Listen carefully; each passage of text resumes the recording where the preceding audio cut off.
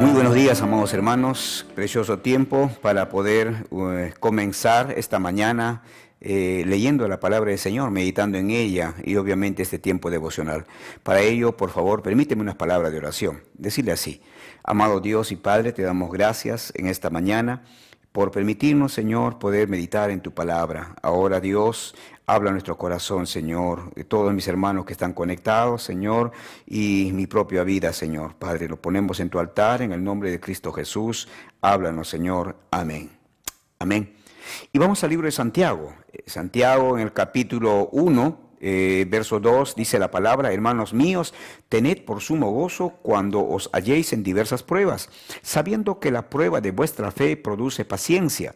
Mas tenga la paciencia su obra completa, para que seáis perfectos y cabales, sin que os falte cosa alguna. ¿Sabe? Hay una pregunta que todos se hacen cuando se enfrentan al aparente sinsentido de las pruebas, esas interrupciones innecesarias de la vida.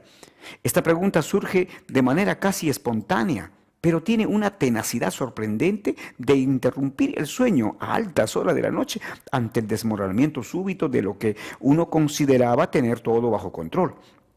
A veces se busca algún tipo de respuesta, pero la mayoría del tiempo no se espera nada a cambio. Todos en algún momento u otro lo usan como una especie de expresión universal ante el sufrimiento. Y obviamente esta pregunta es: ¿por qué? Esa pregunta, ¿verdad? ¿Quién no se ha hecho esa pregunta? ¿Por qué? ¿Por qué tuvo que pasar esto? ¿Por qué tuve que pensar así? ¿Por qué tuve que estar en ese lugar? ¿Por qué tuve que salir esta mañana? ¿Por qué tuve que realizar esto o aquello? ¿Por qué tuve que hablar esta frase? ¿Cierto? ¿Por qué? Siempre los famosos por qué, los por qué de la vida. Y aunque la Biblia no responde todos los porqués, sí revela los propósitos soberanos de Dios para las pruebas. En esto del propósito de Dios para la vida de los hombres es que puedan aprender, obviamente, a reconocer lo que Dios desea para sus vidas y cómo deben actuar frente a ciertas circunstancias adversas, difíciles, que obviamente a cada uno de nosotros nos toca vivir. Ahora, ¿cuál debe ser nuestra respuesta o cuál debe ser nuestra actitud? Dice Santiago, nos habla acerca de una primera actitud, la actitud del gozo. Entonces, nuestra actitud debe ser el gozo.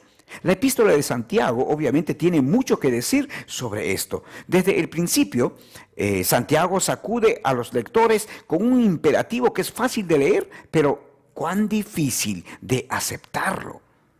Los exhorta a tener sumo gozo en medio de la dispersión como resultado de su identificación con Cristo. Por eso el verso 1 del capítulo 1 dice: Santiago, siervo de Dios y del Señor Jesucristo, a las 12 tribus que están en la dispersión, salud.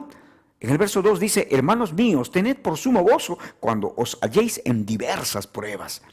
En esencia, los introduce a la gran paradoja de la vida cristiana: el gozo en medio del sufrimiento. Nadie decide si va a pasar o no por pruebas y dificultades, ni tampoco se pueden anticipar a ello. Esto queda claro por la palabra halléis, que conlleva obviamente la idea de caer en medio de, o caer de modo que al hacerlo uno esté o está rodeado de algo.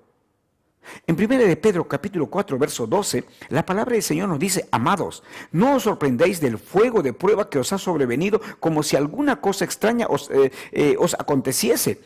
Verso 13 dice: sino gozaos por cuanto sois participantes de los padecimientos de Cristo, para que también en la revelación de su gloria os gocéis con gran alegría.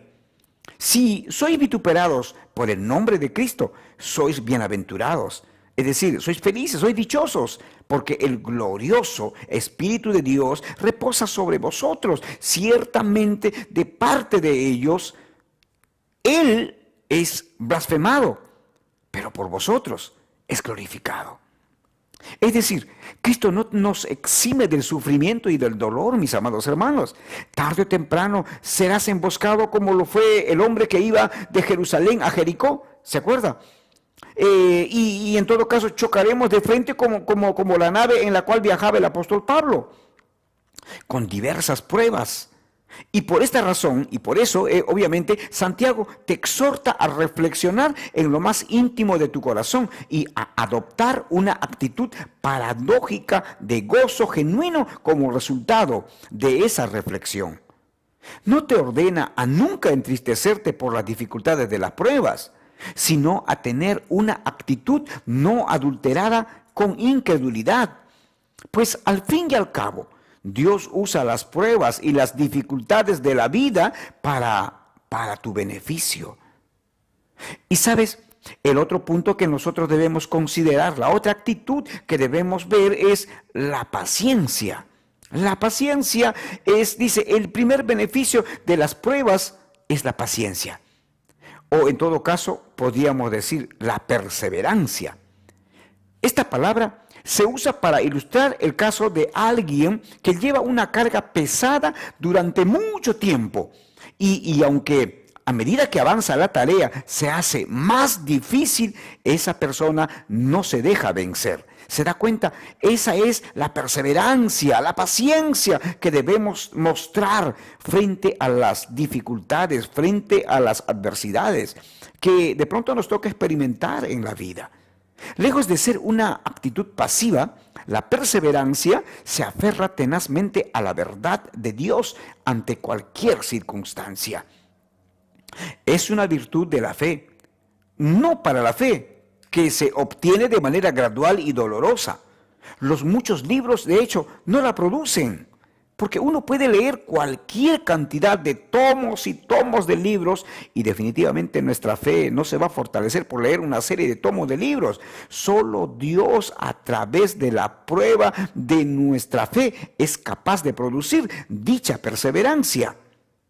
Por lo que es necesario que todos caminemos por la senda, por el camino del sufrimiento y del dolor.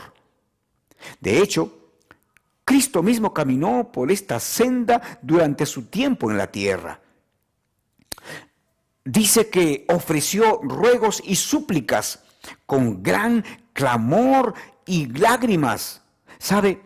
En ese momento de inexplicable agonía física, emocional y espiritual, Cristo esperó en Dios activamente, mientras su fe se extendía al máximo, a pesar de que ya sabía que venía al mundo para dar su vida en rescate por muchos. Por esta razón, en el Getsemaní, el Señor dice que no se haga lo que yo quiero, que no se haga mi voluntad, sino tu voluntad. Porque si es posible que pase de mí este trago amargo, esta copa amarga, que pase de mí este trago amargo, que no experimente, ¿no? Si es posible, no experimentar esta etapa de poder de repente cargar con los pecados del mundo entero, llenarse obviamente de lodo de pecado, de insuciedad, sucio del pecado obviamente, porque se estaba llevando los pecados del mundo entero sobre sí. En esto consiste la perseverancia que las pruebas obviamente producen, porque el Señor Jesús, en obediencia a la palabra, sufrió todo el peso de la ley, todo el peso del pecado.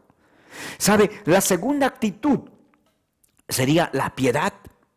Y si bien la perseverancia es un beneficio pero muy definitivamente valioso, no es el propósito final de las pruebas y las dificultades de la vida. En este tipo de actitud que espera activamente en Dios en medio de la batalla del sufrimiento, mientras tu fe es extendida al máximo, conduce a un segundo beneficio que es mucho más importante, y esto es la piedad. Y para alcanzar esa piedad, la perseverancia debe tener su obra completa. No basta con permanecer debajo de las pruebas todo el tiempo que tú lo consideres necesario. De lo contrario, la perseverancia ya no es perseverancia porque tu fe no es extendida al máximo.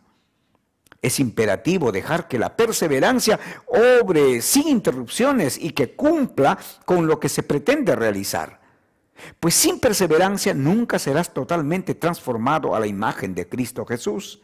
Eso quiere decir de que Dios está utilizando cada una de las pruebas de tu vida para hacerte crecer en conformidad con Cristo. Eso tenemos que entenderlo tú y yo. Este es el propósito final del sufrimiento que ya está determinado para ti cuando Él se manifieste en su gloria, porque el Espíritu Santo te está haciendo semejante a Cristo desde ahora. Por lo tanto, esfuérzate por vivir una vida semejante a Cristo, incluso durante las diversas pruebas, hasta el día en que seas finalmente perfecto, sin que te haga falta cosa alguna. Tu sufrimiento no es en vano, mi hermano, mi hermana. Lo que tú estás pasando como producto de tu fe, como consecuencia de tu fe, no es en vano. Uno de los propósitos soberanos de las pruebas es que la perseverancia de tu fe produzca la piedad que Dios mismo demanda. Por lo tanto, persevera hasta que no te falte ninguna virtud, ninguna manifestación de la gracia de Dios en tu vida. Sigue adelante a la perfección para que cada una de sus virtudes se manifiesten en ti para su gloria. No estorbes este proceso del Espíritu Santo de conformidad con Cristo Jesús. Su gracia transformadora y que siempre basta, está haciendo en ti lo que nunca podrías llegar a hacer por tus propias fuerzas. ¿Qué es eso? ¿Cuál es? Hacer morir al pecado que con tanta facilidad todavía te enreda, a fin de obtener la integridad del carácter de Cristo. Esta es la razón, según Santiago, por la que debes tener sumo gozo en las pruebas. Dios las usa para que Cristo sea formado en ti, lo cual es una marca de su incomparable fidelidad. Dios, mis amados hermanos, desea forjar ese carácter en tu vida, en mi vida. Por eso Santiago dice, cuando se hallen en diversas pruebas, pues manténganse con sumo gozo, perseverando. Sí, debemos perseverar, debemos mantenernos firmes en nuestra fe. Sí, debemos sufrir, mis amados hermanos, que sea a causa de nuestra fe, que no sea como producto de nuestro pecado, de nuestra rebeldía, de nuestro orgullo, de nuestra soberbia, de nuestra terquedad. No, que eso no sean las causas de nuestro sufrimiento, sino sea nuestra fe, nuestro amor, nuestra consagración, nuestra entrega al Señor. Por eso, ¿sabes? Déjame decirte que a modo de reflexión debemos llegar a este punto. Debemos gozarnos en el Señor por medio de las pruebas que nos toca vivir a cada uno de nosotros. Cuando en el día a día de pronto comencemos a experimentar pruebas obviamente como consecuencia de nuestra vida de fe, como consecuencia de nuestra consagración, obviamente para eso será siempre para buscar lo mejor de nosotros, para ser siempre perseverantes en nuestra vida de fe. ¿Sabe? Al poder gozarnos en medio de las pruebas, obviamente, pues Él cumplirá su propósito en cada uno de nosotros, porque Dios es fiel. Porque Dios siempre cumple lo que Él promete. Por eso debemos aferrarnos a nuestro Señor. Debemos aferrarnos a Dios con todas nuestras fuerzas, con todo nuestro ser. Aferrarnos a Él y buscar creer, crecer, obviamente, en nuestra fe. Y buscar crecer en paciencia y piedad. ¿Sabe para qué? Para que el nombre de Cristo Jesús, el nombre de nuestro Dios, sea glorificado. Para que el nombre de Cristo sea glorificado. Y cuando nosotros nos mantengamos firmes, perseverantes, con mucha paciencia, con toda piedad, manteniendo siempre nuestra confesión de fe intacta, entonces créame que el Señor será glorificado. Pero al mismo tiempo, nuestro corazón estará experimentando la más grande dicha. Por eso dice, bienaventurados, felices, dichosos, los que de pronto, en medio de las grandes dificultades, de las grandes tribulaciones, en medio de todas estas adversidades, nosotros nos mantenemos con sumo gozo. Que Dios te bendiga. Que Dios te bendiga, mi hermano, mi hermana. Dios te bendiga.